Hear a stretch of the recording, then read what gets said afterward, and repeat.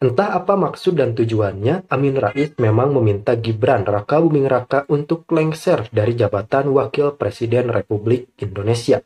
Amin Rais juga menghadiri forum syukuran Indonesia tanpa Jokowi. Tentu saja ini benar-benar di luar nalar kita semua.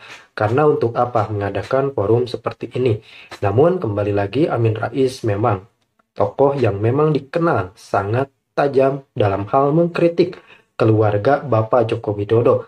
Apalagi saat ini Gibran Rakabuming Raka yang selaku putra dari Presiden Joko Widodo menjadi Wakil Presiden Republik Indonesia mendampingi Prabowo Subianto. Tentu saja Amin Rais memang mengatakan bahwa Gibran harus segera mundur dari hanya akan jabatannya. menimbulkan petaka lebih lama lagi ya.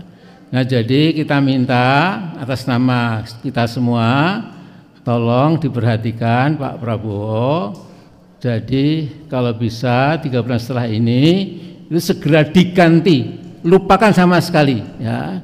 Dan kedua, Mas Prabowo juga harus menekan kepada bapaknya Hufafa, ente Pak Mulyono, jangan lagi mencawe-cawe terhadap kebijakan saya ya. Kalau dilakukan insya Allah yang diidealisasi, digambarkan secara ideal oleh Pak Prabowo itu pelan-pelan jadi kenyataan ya.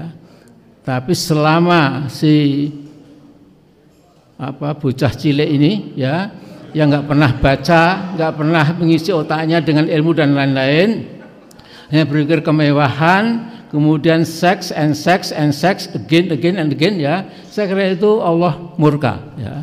Nah, jadi saya kira itu saja ya, supaya kalau nanti didengar kita pesan dari Amin Rais bersama kita semua, di samping yang lain-lain tentu lebih canggih lagi. Jadi ini, jadi masalahnya sederhana, Prabowo, are you going to keep up ya, to keep your stupid and crazy and insane and lunatic vice president as your vice president?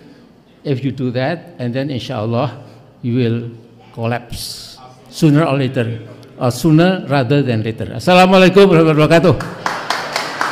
Demokrasi di mana berbeda pendapat harus tanpa permusuhan.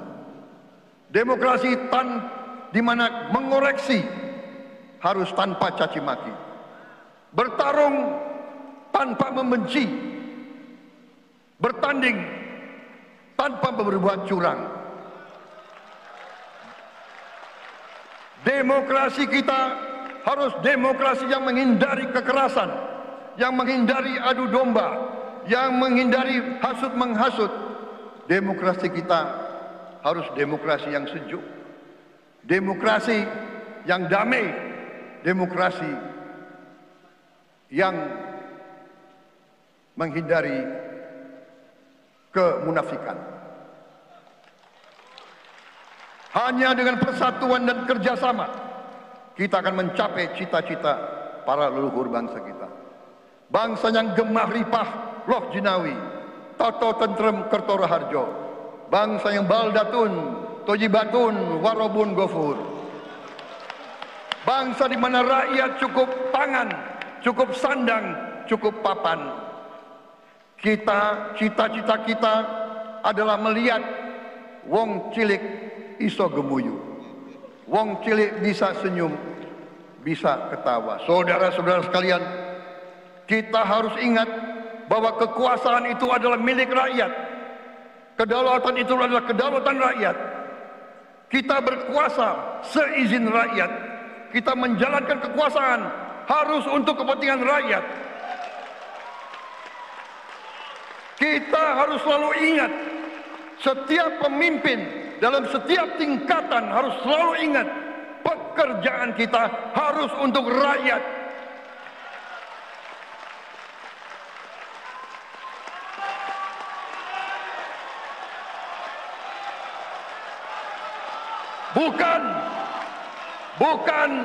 Bukan kita bekerja untuk diri kita sendiri. Bukan kita bekerja untuk kerabat kita. Bukan kita bekerja untuk pemimpin-pemimpin kita. pemimpin yang harus bekerja untuk rakyat.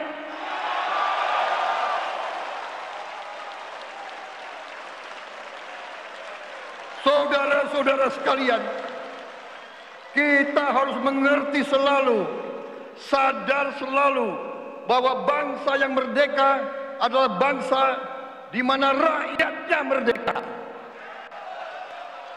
Rakyat harus bebas dari ketakutan, bebas dari kemiskinan, bebas dari kelaparan, bebas dari kebodohan, bebas dari penindasan, bebas dari penderitaan.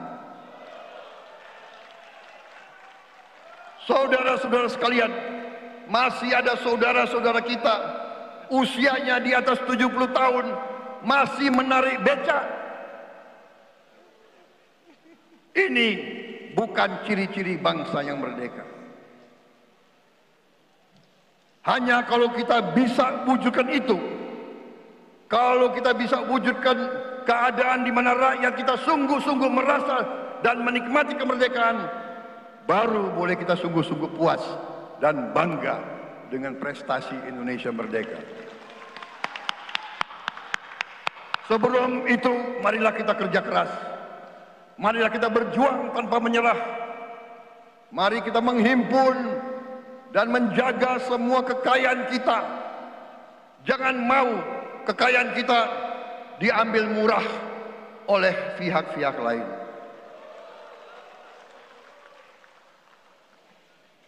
Saudara-saudara sekalian, semua kekayaan kita harus sebesar-besarnya untuk kepentingan dan kemakmuran rakyat kita. Saudara-saudara, dalam sejarah politik, hal ini mudah diucapkan, tidak mudah untuk kita capai. Tapi kita bisa capai kalau kita bersatu dan bekerja sama. Marilah kita bangun masa depan bersama. Marilah kita menganggap rekan-rekan kita, walaupun berbeda suku, berbeda agama, berbeda partai, berbeda golongan, kita adalah sama-sama anak Indonesia. Bertanding semangat, sesudah bertanding, mari kita berhimpun kembali. Presiden Joko Widodo mengalahkan saya berapa kali ya, saya lupa. Tapi begitu beliau menang ya, beliau mengajak saya bersatu.